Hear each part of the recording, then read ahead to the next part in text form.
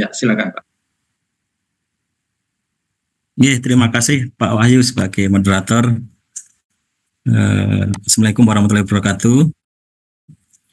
Yang saya hormati Pak Wahyu, Pak Arifin dari PMI Pusat, Bapak Ibu peserta webinar series 6.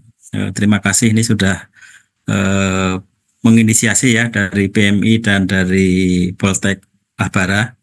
Jadi pada kesempatan ini kami diberi mandat untuk menyampaikan materi terkait dengan untuk Megatrust Jawa dan Sumatera gitu ya. Jadi pertama-tama seperti yang telah kita ketahui bersama bahwa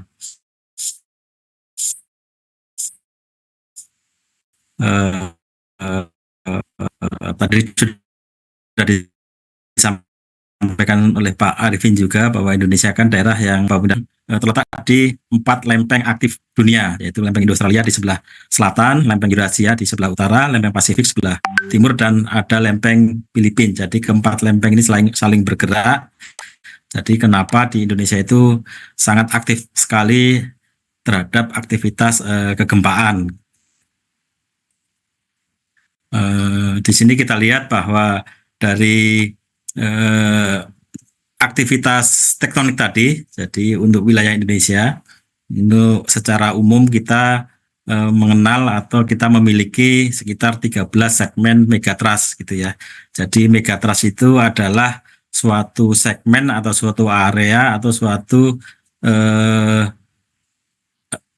daerah pertemuan lempeng tektonik gitu ya. Jadi daerah pertemuan lempeng yang kita sebut dengan megatrust. Jadi pertemuan lempeng tektonik dunia. Jadi untuk kasus di Indonesia itu ada pertemuan lempeng tektonik Indo-Australia yang di sebelah selatan menyusup ke lempeng Eurasia sebelah utara. Ini gambarnya seperti yang di sebelah kanan.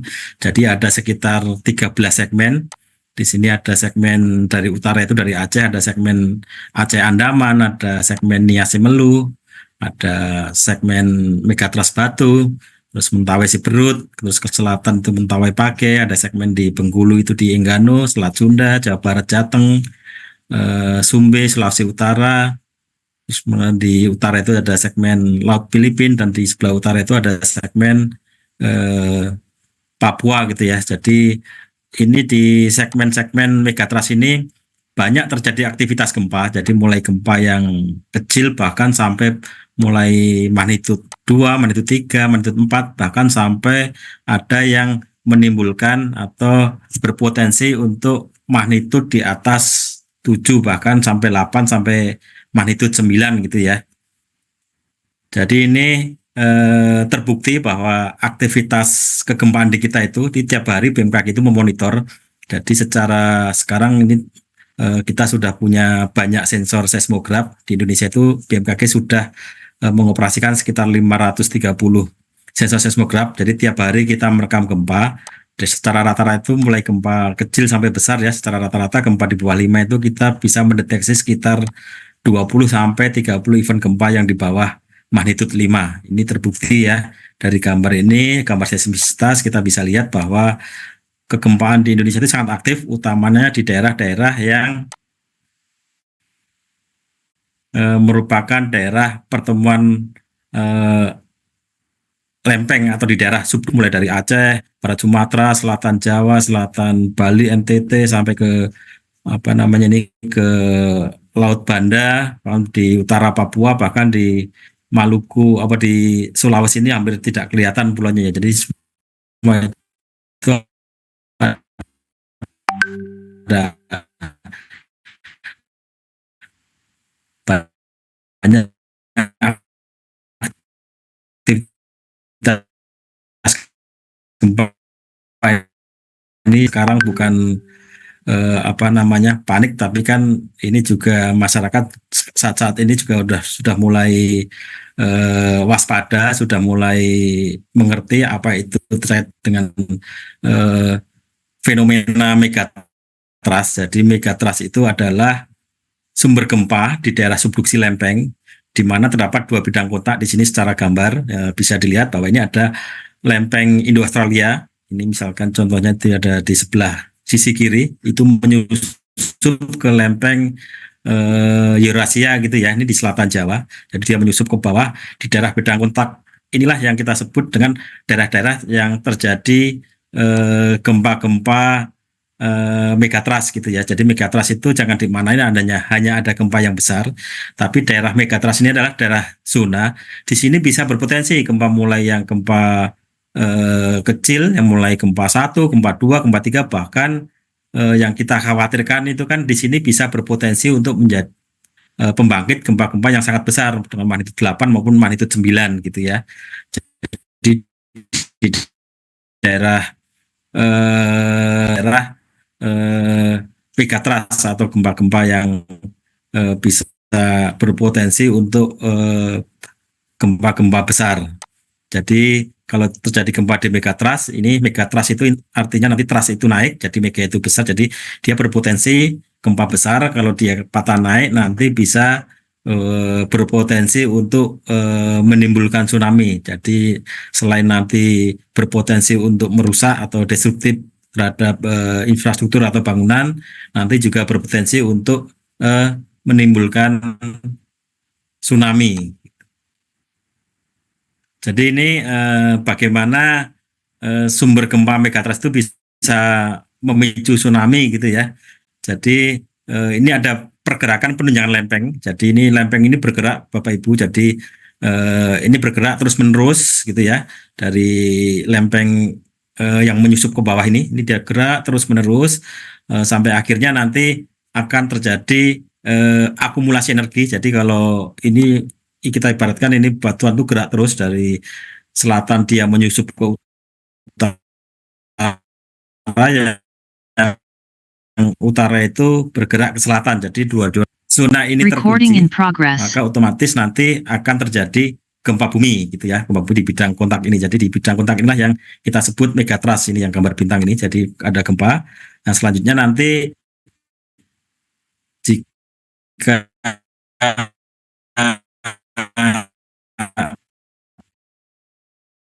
apa namanya batas elastis, maka akan tiba-tiba akan patah, dan itulah yang kita sebut gempa bumi. Jadi nanti kalau ini patahannya itu naik, otomatis nanti akan terjadi gangguan di air laut. Inilah yang akan menyebabkan tsunami gitu ya. Jadi ini bahwa memang aktivitas di daerah megatrust itu sangat aktif sekali. Ini terbukti ya, ini di peta di Jawa, jadi di selatan Jawa. Ini sangat aktif sekali. Jadi saya ngambil contoh catatan gempa mulai tahun 2008 sampai 2019 di selatan Pulau Jawa, di Pulau Jawa. Jadi di daerah megatrust yang pertemuan lempeng ini yang di apa namanya, yang di garis hitam ini kan memang aktif Bapak Ibu. Jadi memang banyak aktivitas gempa. Jadi mulai gempa 2, gempa 3, gempa 4 itu terus terjadi. Kita monitor terus. Bahkan ini kan kalau gempa ini ada yang gempa dangkal, gempa dalam gitu ya. Jadi mulai gempa dangkal maupun gempa dalam itu bahwa daerah pertemuan lempeng itu memang aktif terhadap aktivitas gempa bumi. Selanjutnya ini ada fakta juga bahwa di daerah selatan Jawa ini memang secara nyata ini ada potensi gitu ya. Jadi kita di sini sudah banyak sekali catatan gempa-gempa di selatan Jawa seperti yang kami sampaikan tadi sebelumnya, bahwa di situ ada banyak aktivitas kegempaan. Terus selain gempa-gempa kecil, di sini kan juga banyak sekali catatan terkait dengan gempa besar yang magnitudenya di atas 7 gitu ya. Jadi di sini terlihat bahwa di daerah selatan Jawa itu mulai dari Jawa Timur tahun 1818 maupun tahun 94 kan pernah terjadi. Tahun 94 tsunami di Banyuwangi dengan magnitudo 7,8 ini pernah terjadi. Terus nanti ini di daerah Jawa Timur juga tahun 59 sama 1840 pernah terjadi juga gempa di atas 7. Tahun 1904 dan 1921 ada gempa 7,5. Dan di daerah selatan Jawa Barat ini kan di tahun 1957, bahkan terakhir kemarin di tsunami Pangandaran ya tahun 2006 itu dengan gempa 7,7 itu juga pernah terjadi. Jadi di sini adalah pernah terjadi gempa-gempa besar, kita sudah hasil catatan kita. Namun untuk yang di Jawa Barat maupun Selat Sunda ini dari hasil catatan kita, catatan terakhir itu tahun 1757 ini kan tahunnya masih tahun tua gitu ya, hampir 250 tahun yang lalu itu catatan terakhir dengan gempa 7,5. Jadi makanya di sini kita sebut bahwa di sini ada seismic gap atau ada kawasan di mana di daerah ini sangat aktif, tapi belum dalam rentang waktu puluhan bahkan ratusan tahun yang lalu. Di sini terlihat bahwa di Selat Sunda dan Jawa Barat ini sekitar 260 tahun yang lalu itu terakhir gempa. Jadi di sini kita perlu patut waspada gitu ya. Di sini ada potensi gempa besar, tapi sampai 200 tahun terakhir ini belum keluar lagi, belum rilis lagi gempa yang besar untuk daerah Jawa Barat dan Selat Sunda ini. Selanjutnya bahwa di sini terlihat bahwa daerah seismic gap. Jadi menurut para ahli kita selalu sampaikan bahwa untuk di daerah Selat Sunda itu bisa berpotensi keluar energi gempa dengan magnitud 8,7. Ini Bapak Ibu perlu catat ya, perlu dicermati. Bukan berarti gempa 8,7 ini akan rilis 8,7 gitu ya. Jadi di sini adalah potensi. Ini ada potensi ke 8,7 dengan perhitungan bahwa di segmen selatan Jawa Barat ini ya, ini kan sudah ada rilis di gempa Pangandaran itu sudah pernah rilis 7,7 tanggal 17 Juli 2006, dan di sini di daerah Bengkulu Enggano itu sudah rilis 8,5 pada tahun 2007. Namun di daerah ini, jadi nanti kalau misalkan area mulai dari selatan Bengkulu sampai ke selatan Jawa Barat, nih daerah Selat Sunda ini rilis bersamaan itu bisa berpotensi 8,7. Namun di sini perlu digarisbawahi bahwa bukan berarti nanti akan rilis 8,7 gitu ya. Jadi kita tidak tahu nanti rilisnya itu besarnya berapa, apakah 8,0, apakah 7,5 lagi, atau nanti apa namanya, yang pasti di sini ada potensi kalau misalkan akan rilis bersamaan maksimalnya adalah 8,7 magnitudenya. Nah ini skenario yang kita buat. Jadi nanti misalkan akan rilis gempa 8,7, ini adalah skenario worst case-nya ya, skenario terburuk apabila terjadi gempa di Selat Sunda dengan magnitud 8,7. Jadi kita buat segmennya atau peta goncangannya, nanti kira-kira dampak goncangannya atau dampak gempanya itu sendiri, jadi goncangannya akan seperti apa.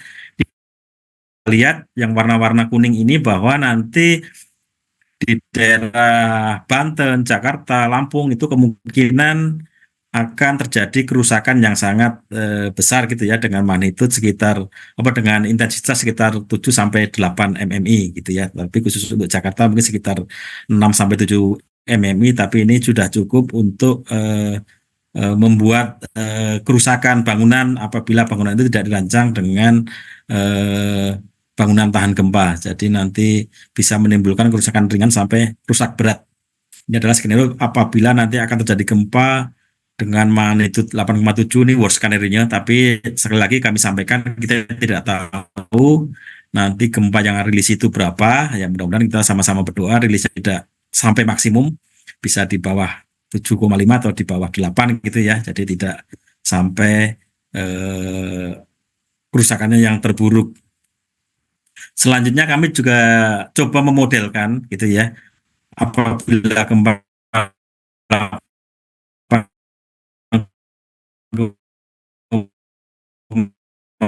7 ini terjadi dan itu akan berpotensi tsunami. Ini hasil modeling tsunami kita. Jadi nanti misalkan di sini kita lihat tsunami itu ya, sampai mulai dari Jawa Barat, Jawa Tengah, bahkan sampai ke Jawa Timur. Terus ini di sebelah sisi utara itu ada mulai Lampung sampai ke Bengkulu, bahkan sampai ke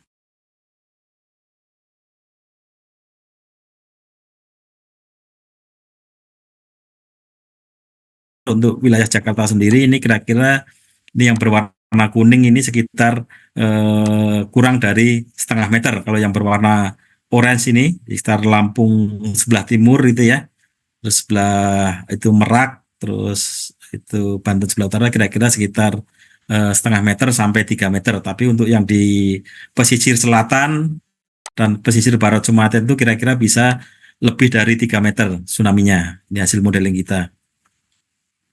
Selanjutnya untuk yang kedua ini eh, yang sama-sama kita waspadai juga bahwa untuk daerah Sumatera itu mulai dari Aceh itu kan sudah rilis tahun 2004 itu kan gempa 9,2 di Nias itu sudah rilis 8,7 tahun 2005. Terus itu meloncat ya Bapak Ibu, di Mentawai ini belum ada kejadian gempa besar. Jadi di Padang ini belum, tapi tiba-tiba meloncat ke Bengkulu dengan 8,4 tahun 2007, terus selanjutnya di tahun 2007,9 gitu ya. Jadi di tengah-tengah itu kita sebut di daerah seismic gap. Jadi di sini ada potensi gempa besar, tapi hampir 200 tahun yang lalu itu terjadi terakhirnya. Jadi sampai saat ini kita lihat belum ada aktivitas gempa, makanya selalu kita sebut bahwa di sini ada ancaman juga. Ini ada potensi untuk daerah Mentawai Siberut. Jadi nanti kalau di sini kita lihat ada potensi gempa maksimum itu 8, sebenarnya bisa sampai 8,5 ya 8,9. Jadi ini kita perlu waspada, sudah 200 tahun yang lalu belum terjadi di daerah Sumatera Barat. Nanti kira-kira kapannya kita tidak tahu dan mudah-mudahan tidak sampai rilis yang energi maksimumnya gitu ya. Selanjutnya ini sama coba kami modelkan gitu ya. Jadi kalau gambar yang sebelah kiri ini adalah skenario untuk pemodelan tsunami. Jadi misalkan nanti ada gempa, ini skenario terburuknya ada gempa 8,9 di zona megatrust Mentawai Siberut, itu bisa memicu ancaman tsunami lebih dari 3 meter untuk di daerah Padang nih ya, Sumatera Barat. Jadi di sebelah pantai pesisir Sumatera Barat itu bisa sampai lebih dari 3 meter, tapi khusus untuk di daerah Mentawai ini mungkin ya lebih dari 3 meter juga, tapi khusus untuk yang di selatan, di Bengkulu, di Lampung itu di bawah 3 meter gitu ya. Jadi di sini kita lihat bahwa kerusakan berat yang sebelah kanan itu juga hampir merata di daerah Sumatera Barat itu hampir akan ada kerusakan berat mulai dari Nias, Mentawai, terus Sumatera Barat bahkan sampai ke Bengkulu, sampai Sumbar, sampai ke Riau gitu. Jadi ini tapi khusus untuk dari sisi tinggi gelombangnya bisa di atas 3 meter, tapi untuk waktunya sendiri, waktu tibanya, karena ini gempanya di Mentawai, nanti kemungkinan untuk daerah Mentawai sendiri, jadi waktunya akan cepat sekali, mungkin akan kurang dari 5 menit sudah akan sampai ke Mentawai gelombang tsunami-nya jika ini terjadi. Tapi nanti untuk di daerah di pesisir pulau besarnya ini bisa jadi lebih daripada 20 menit gitu ya. Ini bisa begitu terjadi gempa besar nanti tiba-tiba akan tsunami-nya akan melanda di daerah Mentawai. Selanjutnya apa yang harus kita lakukan? Jadi solusi utama adalah kita jika terjadi worst skenario-nya ya. Jadi nanti ada gempa besar ya.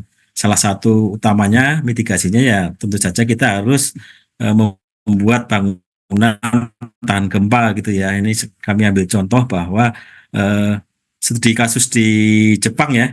Di Jepang itu tahun 81 ada gempa, jadi bangunan di sana tahan gempa. Jadi pada ada gempa korbannya itu sangat sedikit gitu ya. Ini beda dibandingkan dengan di gempa Jogja yang terjadi pada 2006 kemarin. Jadi pada bulan Mei 2006 gempa di Jogja itu hanya berkekuatan 6,4, tapi hampir 6.000 lebih orang meninggal. Ya, tapi meninggalnya itu bukan karena gempanya Bapak Ibu, jadi korban itu utamanya dari efek sekundernya. Jadi bukan dari kuatnya goncangan. Kalau ada goncangan kuat kan paling-paling kita tidak bisa berdiri, kita tidak bisa bangun gitu ya. Tapi efek sekunder karena ada tertimpa bangunan, terus nanti ada kerusakan tertimpa oleh material-material bangunan, genteng atau tembok dan segala macam lah yang menyebabkan kita tidak aman terhadap gempa. Sebenarnya gempa itu tidak membunuh gitu ya, tapi yang membunuh itu adalah efek sekunder dari karena bangunan kita tidak kuat untuk menahan gempa. Jadi ini gempa di Jepang dengan magnitudo 6,4 tahun 2009 itu hanya meninggal 1 orang, tapi di Jogja itu hampir 6.000 orang meninggal. Ini salah satunya adalah hasil kajian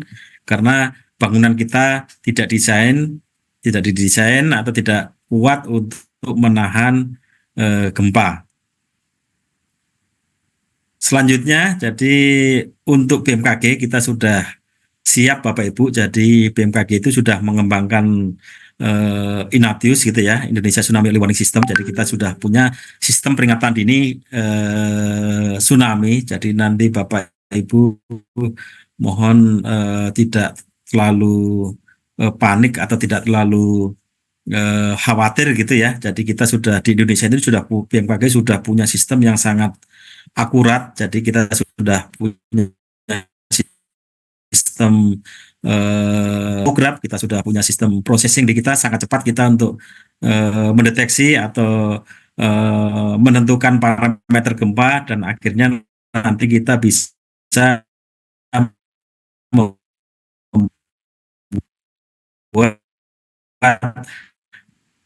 simulasi atau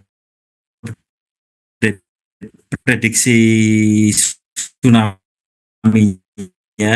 Jadi sudah bisa untuk menginformasikan di tsunami, misalkan ada suatu kejadian gempa, kejadiannya di mana, kekuatannya berapa, kedalamannya berapa, sampai nanti kita bisa mengeluarkan potensi kerusakannya gitu ya, segmen, jadi potensi guncangannya, sampai akhirnya nanti kita juga bisa untuk mengeluarkan informasi peringatan tsunami mulai dari statusnya awas, siaga, waspada, itu kita sudah bisa memberikan informasi kurang dari 3 menit. Jadi harapannya kami di Selatan Jawa nanti kira-kira waktu tiba tsunami-nya itu sekitar 20 atau 30 menit, BMKG sudah mampu atau sudah bisa memberikan informasi ke masyarakat maupun ke stakeholder ya. Tentunya kita banyak bekerja sama dengan stakeholder, baik itu BPBD, pemerintah daerah, dengan NGO dan seterusnya. Itu kurang dari 3 menit, nanti harapannya masih punya golden time sekitar 15 menit sampai 30 menit untuk melakukan evakuasi untuk menjauh di bibir pantai gitu ya. Selanjutnya ini juga BMKG sudah banyak memasang sistem diseminasi ya, jadi informasi yang dikeluarkan oleh BMKG, baik itu informasi gempa bumi maupun peringatan dini tsunami, kita sudah mengembangkan banyak sekali metode atau moda untuk menginformasikan ke masyarakat maupun stakeholder, baik itu melalui SMS, fax, email, kita ada website juga, WRS, bahkan kita sudah punya sekitar 500 WRS yang kita pasang di seluruh BPBD kabupaten kota yang untuk berpotensi tsunami gitu ya. Jadi ada daerah-daerah yang daerah rawan gempa dan tsunami, kita sudah pasangin seluruh BPBD baik itu kota maupun provinsi, dan kita juga di media sosial kita juga aktif, kita ada aplikasi smartphone, ada info BMKG, nanti Bapak Ibu bisa menyalurkan, dan tentunya kita tidak sendirian, kita kerjasama dengan BNPB, BPBD, pemerintah daerah, kita dengan TV, media, kita juga semua channel kita informasikan, tentunya dengan aparat juga, dengan TNI Polri dan sektor privat. Tentunya ini juga jadi pertimbangan atau jadi prioritas kami juga, sektor privat seperti bandara, pelabuhan, terus daerah-daerah infrastruktur industri yang sangat kritis, itu juga kita pasangin alat-alat penerima informasi gempa dan peringatan dini tsunami. Selanjutnya BMKG juga selalu melakukan mitigasi untuk kemajuan tsunami ya. Kita melakukan sebelah lapang gempa bumi, tentunya di sini paham atau sudah mengenal apa yang selalu BMKG lakukan. Jadi kita melakukan sekolah lapang gempa, kita kerjasama dengan BPBD, dengan stakeholder di daerah, dengan NGO, dengan sekolah, dengan wartawan, dengan media. Jadi selalu kita sosialisasikan kita bagaimana rantai peringatan dini, misalkan nanti ada informasi dari BMKG, jadi kita selalu memberikan pemahaman ke masyarakat melalui stakeholder, apa itu informasi, apa itu gempa, lokasi itunya di mana, nanti kalau membaca peringatan dini statusnya awas ya, kewaspadaan itu seperti apa, selalu kita ajarkan ke stakeholder ya, khususnya ke BPBD yang kita pasangin alat-alat untuk penerima informasi gempa, dan tentunya kita juga banyak kita punya UPT BMKG di daerah, kita selalu mensosialisasikan terkait dengan mitigasi gempa dan tsunami itu ke sekolah-sekolah juga. Dan ini juga selain itu juga untuk program BMKG kita juga bekerjasama dengan pemerintah daerah, dengan BPBD dan stakeholder lainnya. Kita membuat komunitas siaga tsunami yang diakui oleh UNESCO ya secara internasional. Kita menyiapkan masyarakat itu untuk membuat komunitas yang siap jika terjadi tsunami. Ini sudah diakui oleh UNESCO secara internasional. Kita sudah punya banyak komunitas, ada sekitar 10, mulai dari Bantul, ada di Ambon, ada di Buleleng, dan kayaknya sebentar lagi di daerah Ambon kemarin juga sudah kita akan kukuhkan, di daerah Aceh juga sudah kita akan kukuhkan untuk masyarakat siaga tsunami. Jadi terakhir, karena waktunya terbatas, sebagai penutup bahwa wilayah Indonesia adalah kawasan yang rawan terhadap gempa bumi yang kuat dan tsunami akibat banyaknya sumber-sumber gempa di daerah atau di wilayah Indonesia, khususnya di daerah megatrust ya, yang untuk berpotensi tsunami. Jadi sebagaimana kemarin kami informasikan bahwa informasi potensi gempa megatrust ini bukanlah suatu prediksi atau peringatan dini ya Bapak Ibu. Jadi kita tidak pernah mengeluarkan prediksi atau peringatan dini, tapi tentunya itu adalah suatu potensi. Mohon dimaknai bahwa jangan dimaknai yang keliru gitu ya, bahwa itu suatu peringatan dini atau prediksi. Jadi kami sampaikan ke masyarakat bahwa itu adalah potensi. Jadi diimbau masyarakat untuk tetap beraktivitas normal seperti biasa, tidak usah panik, tidak usah skeptis gitu. Jadi tetap beraktivitas normal seperti biasa. Jadi nanti tentunya BMKG akan menggunakan segala kemampuannya untuk jika terjadi gempa bumi dan tsunami. Jadi nanti BMKG akan menginformasikan secara cepat dan akurat. Dan tentunya nanti harapannya kita juga akan mengurangi korban jiwanya gitu ya. Jadi yang terakhir, nanti potensi gempa dan tsunami itu akan selalu ada. Jadi tadi sudah disampaikan oleh Pak Arifin juga, kapan terjadinya kita tidak tahu, kita tidak dapat prediksi. Jadi sehingga kita perlu upaya mitigasi untuk tetap terus kita siapkan dan kita upayakan untuk upaya-upaya mitigasinya. Demikian Pak Wahyu yang dapat kami sampaikan. Terima kasih. Waktu kami kembalikan ke Pak Wahyu.